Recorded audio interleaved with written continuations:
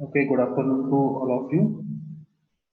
In last lectures, we have discussed regarding the conventional ophthalmic drug delivery system. From today onwards, we discuss about the novel or the ocular drug delivery systems. In that first thing that we are going to discuss regarding the in situ gel formations.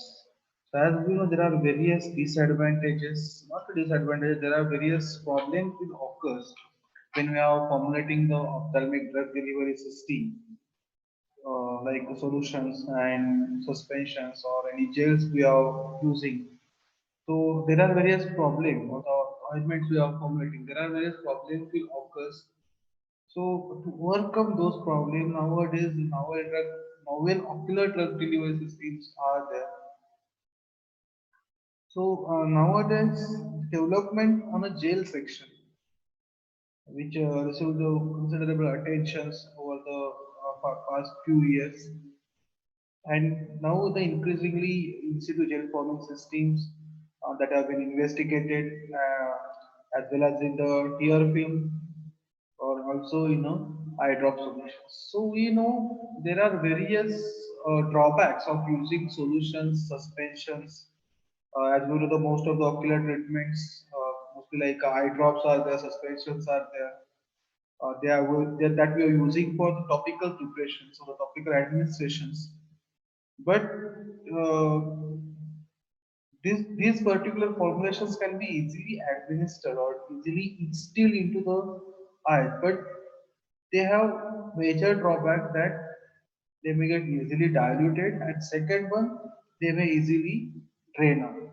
So for that purpose, the ophthalmic in situ gel, which are nowadays proved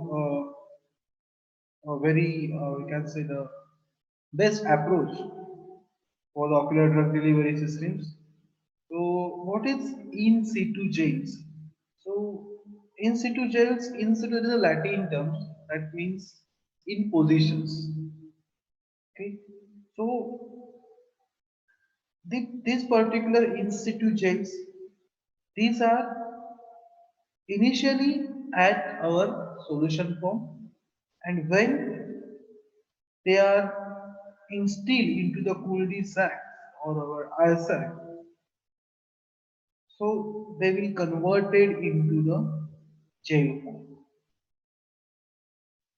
So there are various advantages of using in situ gel forms are there. So like increased ocular residence times, uh, slow release of the constant release of the drug can be achieved. We can achieve the accurate dosings also. In this particular in situ gel formations, we can exclude the preservatives, so we can increase the shelf life also. We know there are various barriers are there in ocular drug delivery system, like a blood ocular barrier is there, or we can talk about uh, the corneal barrier is also there. So that absorptions of the drug that is protected by the eyelids and along with the tear film also, or along with the cornea also. So basically, the formations of in situ gels, which is depends upon the transition phase transition system, or we can call them as a sol gel transition system. Means, as I have already discussed, this particular in situ gels, they are in a solution form at the initial stage. Then, on the basis of conditions like temperature change or like pH change or the presence of the ions, so they will converted into the gel form. So there are various polymers are there that can be used in situ gel formations. So we'll discuss what exactly the in situ gel formations and how it is advanced technique that is helpful to overcome the drawbacks from the suspension solutions or ointments also. So we'll discuss about the in situ gels, and then we'll discuss about the preservative efficacy test. Basically, this is we already discussed in parental also, but we'll discuss one more time. So gels, These are the in situ gels are a substantially dilute cross-link system which exhibits no flow when in steady state. So the in situ, that is the Latin term that is called as the in positions. So basically, in situ gels that we call it is a cysteine, or we call them it is a 3D polymer because it is a gel form. आपण जेलचं structure बघितलंय किंवा jail आपण study केलंय ते solids म्हणून. So we know what is exactly the gels are. So in situ gel or in situ is the Latin phrase which means in positions. So in situ drug delivery systems that are the system are in a solution form before administrations, but once administered they undergo the gelations in situ to form a sorry to form a gel. So basically these particular in situ gels that can be there are used for the various route like oral route, also ocular route as we have studied, rectal route also, vaginal route also. So there are various routes that we can use for these particular in situ gels. So what happens in the in situ gels? In these particular in situ gels, the dispersions of molecules or particles within a liquid in which the solid is continuous phase and the liquid is discontinuous phase. So the specific polymers they have used here, some biodegradable polymers are there, or some thermosensitive polymers are there, or some pH sensitive polymers are there. So that polymers we have incorporated or we are preparing one dispersions, and in that dispersions we have administered our solid particle or we have dispersed our solid particles, and we are formulating one solutions. So the in situ, that means those systems who are initially at the solution form, and once it comes in contact with or depending upon the mechanism that we are using, like if it is thermal trigger system will be there or the pH trigger system will be there, so or some swelling or other diffuser system will be there. So depending upon that, that particular solutions will get converted into the gel form.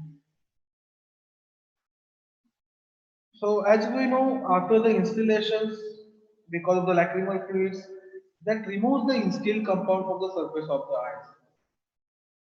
So the excess volume of the instilled fluid is flown to the nasolacrimal duct also, that will also remove the content from our ocular regions. So there is the contact time of our formulations with our eye sac is very low.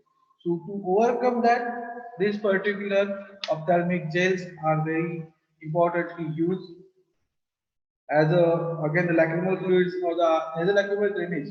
It also plays a barrier. So there are various approaches that are used for the in situ gels.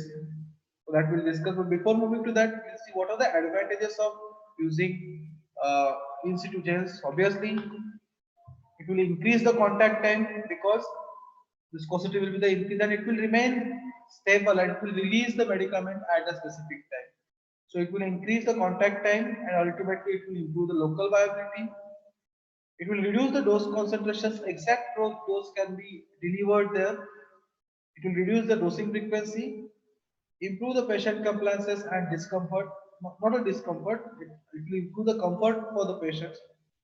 And its production is less complex, and obviously it will lower the investment as well as the manufacturing cost. The important, we can say, advantage of using the in situ gel is this two. We are increasing the contact time, and because of increasing the contact time, obviously our viability will be the increase. Now we'll see what are the different approaches are there. So gel forming solutions that are liquid in a container and thus can be instilled as an eye drop, but they forms a gel on contact with the tear fluid and provide increased contact time with the possibility of improved drug absorptions and durations of the therapeutic effect. So control release as well as the time we can increase here with the help of this gel forming solutions.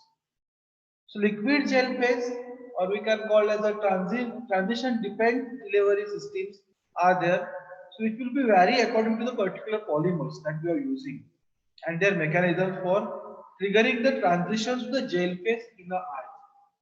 So I have said, I have just explained that there are various approaches that we are using to prepare in situ gels. Like we can use the temperature dependent system. So the formulations which is liquid at the room temperatures, but which undergo gelations when it comes in contact with the body temperature, that is 31 to 37 degrees Celsius. pH trigger systems are there. So it will the phase transitions or these particular liquid gel phase formations that will be occurred at our ocular pH because the rise in pH at 4.2 to 7.4. Then ion activated system is also there. So where formulations undergo liquid gel transitions under the influence of the increased ionic strength. So these are the different approaches are there. So depending upon that, the polymers that we are using. Now polymers, that is the temperature dependent polymer. Then carbomers are there, or cellulose acetate phthalate. These are pH dependent polymers are there. Or we can talk about the ketosone, which is also ion activated or ion activation based polymers are there. So likewise, these polymers are used to formulate the in situ gels. So take advantages of change in temperature. Just now I explained is based on temperature change, pH change, ion sensitivity, and lysozymes on the contact with the tear fluids. So we'll see one by one. So the ophthalmic gels, here the summary they have given. We have to study it at the end, but there are thermoresponsive polymers, ion and pH responsive polymers are there. Pressure responsive polymers are also there and redox responsive are also there. But for the ophthalmic formulations, we have mostly concentrate on these two thermoresponsive, ion and pH sensitive polymers. Obviously, it is biocompatible. The technology integrations we can use the nanotechnology, 3D bioprinting, medical devices, and the contact lenses also. The characteristics has to be there. Based the rheology means proper viscosity, and along with that, the mucoadhesions. So it will remain contact, or it will remain longer durations of contact while sticking with our mucin. So the mucoadhesions is also there. Then obviously ease of applications must be there, clarity, and because of using our gel system, it will give the prolonged retentions and sustained release. So this is, we can say, the summary of our in situ ophthalmic gels. So what are the advantages here?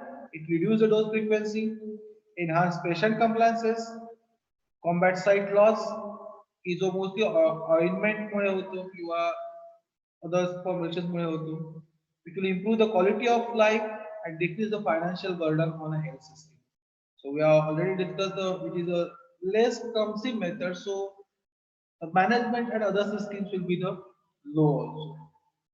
So these are the different gelling agents they have given: polyacrylic acid compounds, hydromelos, carbomor, uh, gelargums are there. So basically, these are the polymers that is mostly used.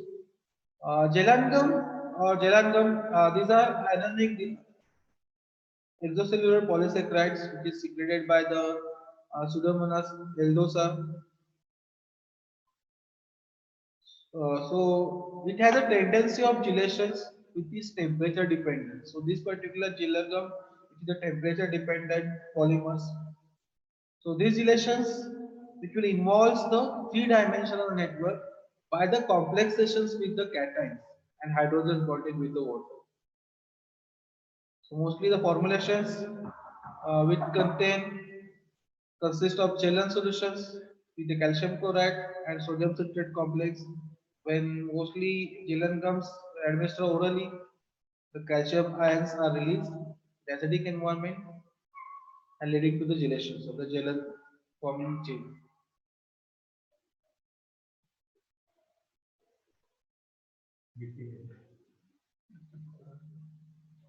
Then polyacrylic acids are there. So these are immersed into the aqueous solvents and they form the micelle structures above the critical micelle concentrations. So depending upon the physical designations for the grades they are assigned, then hypromela is there, carbomers are there. So these are the different polymers that we are using for the formulations of the in situ gels.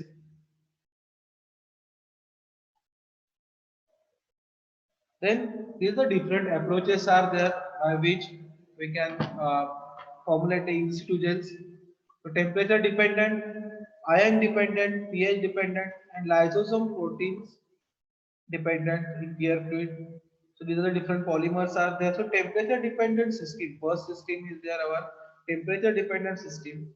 So temperature sensitive in situ gels.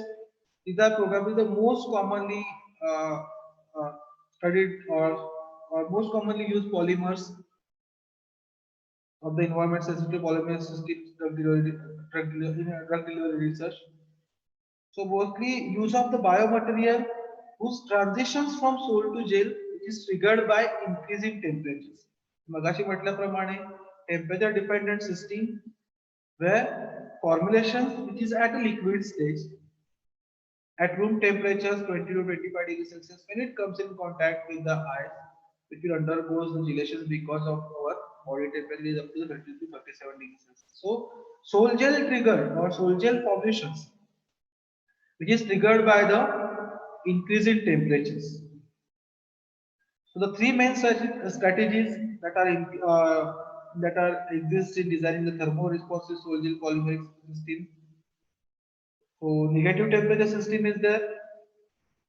Uh, then means negative temperature system have the lower critical solution temperatures and contact upon heating above the lower critical solution temperatures. And polymers with a low critical temperature transitions between the ambient and the physiological temperatures are used for this purpose. So basically, whenever we are talking about the temperature based system, so temperature based system they are classified into three: positively thermosensitive, negatively thermosensitive, and thermally thermally reversible gels are there. So with the help of that, we can formulate the uh, temperature sensitive or temperature dependent in situ gels. Then second one, ion activated systems are there. For that purpose, we are using the alginic acids, sodium alginate, or the gelen gum. So in this particular system, so polymers they are undergoing phase transitions in the presence of various ions. So like alginates are there. So alginate which is using along with the hypromalols or HPMC, which acted as a viscosity enhancing agents. So this is a novel ophthalmic vehicles. Gellerite gelen gums are there, so that can be used. So yeah, in the presence of the mono or divalent cations or presence in the lacrimal fluids, they form the gelling or they form the gel of that particular solution. So ionic cross linking will be carried out.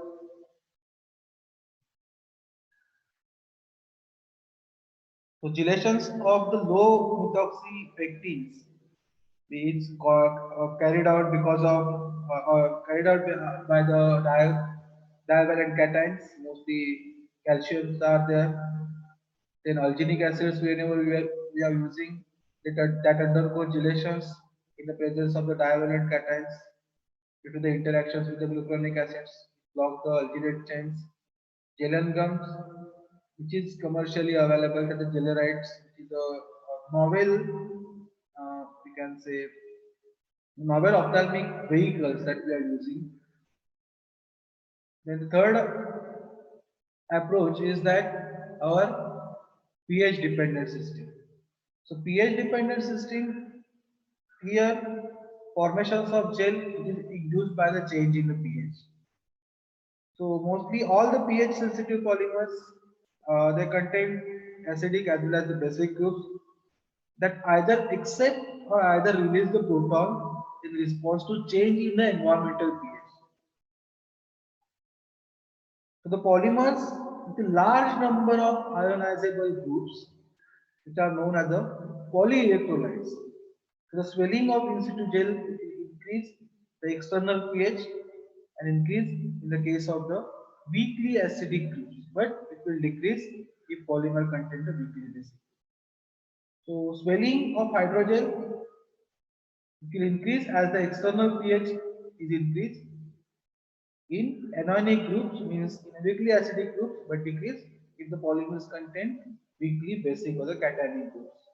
The most commonly or the most common pH sensitive polymers are carbapol, carbomers, or its derivative, mostly cellulose acid derivatives are there, cellular acid phthalates are there.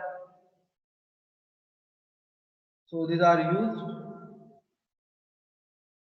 for the pH dependent system. And last one, that is our enzymatic link system. So basically, in situ formation, which is catalyzed by the natural enzymes, that has been investigated widely, but there seems to have some advantages over the chemical and photochemical approaches. So for example, enzymatic process operates efficiently under the physiological conditions without any need for the potentially harmful chemicals like monomers and enantiomers are there. So xanthangum, which is a well-known example for our lysosome, or we can say the enzymatic dependent in situ gel formation system. These are different mucolytic polymers that are added to the polymers. The carbapol is there, hydroxypropyl methyl cellulose is there, hydroxymethyl ethyl cellulose is there. So as I already discussed, this particularly agents that we have added, so they are increasing the viscosity. So they will act as a viscosity modifier. So carbapol here, which will be pH dependent, HPMC. Uh, which is also a pH dependent. Then HEC also is a pH dependent. So after the formulations of gel, we'll move to the evaluation system. So evaluations, which is same as our gel that we have already discussed. Clarity is there. So the clarity of the formulations before and after gelling has to be determined. So by the visual examinations, we can determine the clarity of the formulations under the light or under the white or black background. So there is a white and black background. We can check the clarity. Gelling capacity also we have to check. Gelling capacity of the prepared formulations, which is determined uh, by placing the drops of the formulations in the vials which containing 2.5 2 ml freshly prepared simulated air fluids, and we can easily observe the time taken for the gelling. So we can calculate the gelling capacity of our formulations. Then we have to perform the ocular irritation studies also. So in that case, we have seen in the biocompatibility we have to study the trace test. So the trace irritancy test that has to be carried out. So the trace test that we all know how it is carried out on rabbits. One eye we have to clamp and one eye have to we have to act as a standard. So the same process here we have to follow. Then we have to observe the any irritations are there, any redness are there, and according to that we have to do the positive and negative response. Then isotonicity evaluations is also very much important because we know the isotonicity is very important parts of most of the formulations, most of the sterile formulations. So likewise the parental here the isotonicity is also there. So isotonicity has to be maintained to prevent the tissue damage as well as the irritations of the eyes.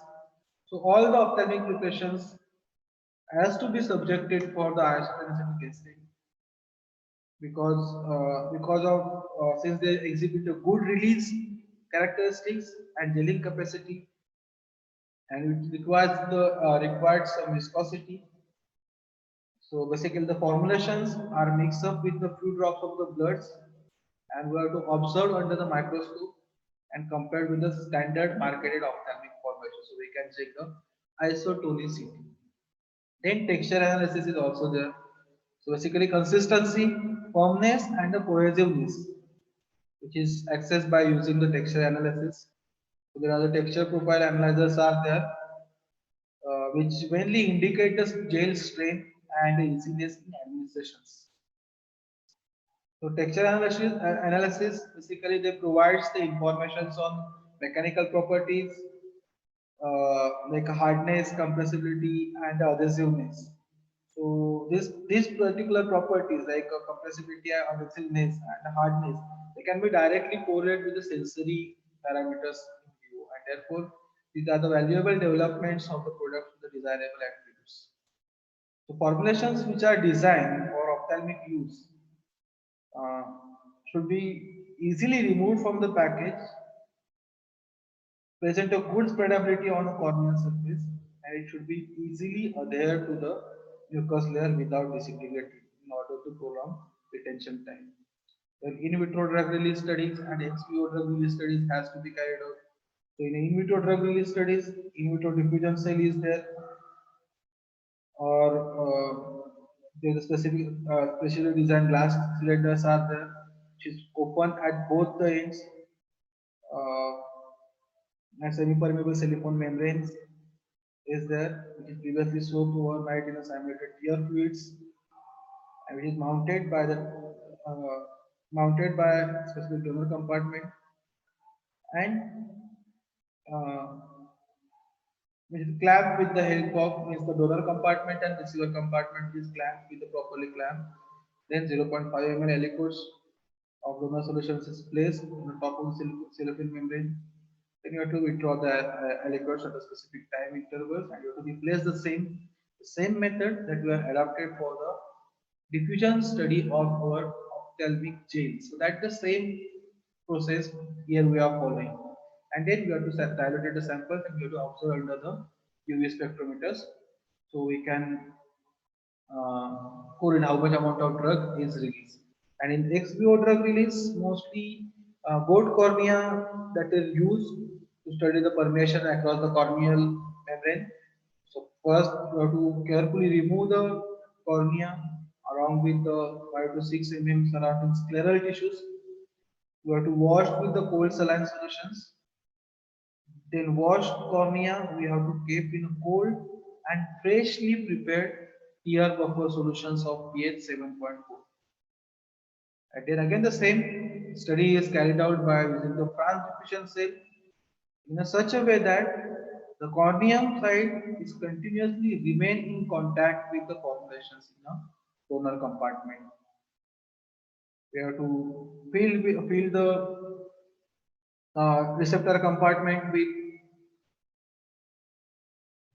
tissue fluid,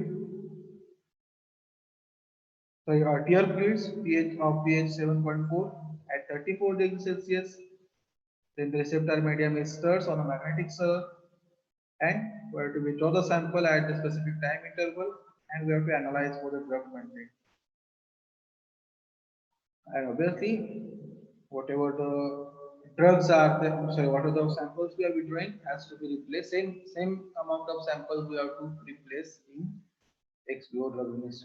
simple in vitro मध्ये आपण फक्त silicon membrane utilise करतो, in vivo मध्ये आपण फक्त God cornea utilise करतो.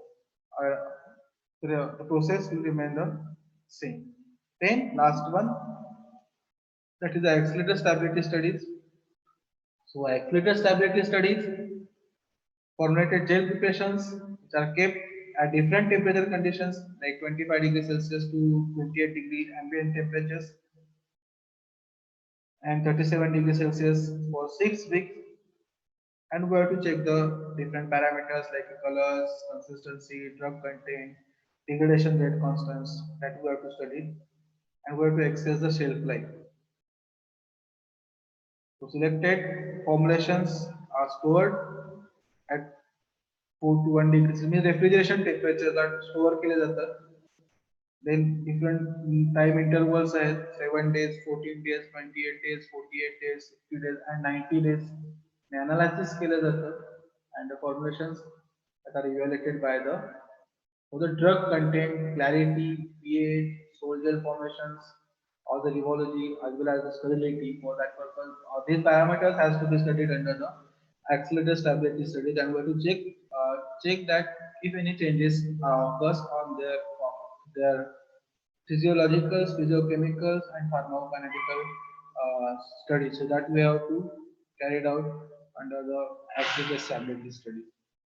So this is all regarding the advance or the novel approach that we are using for the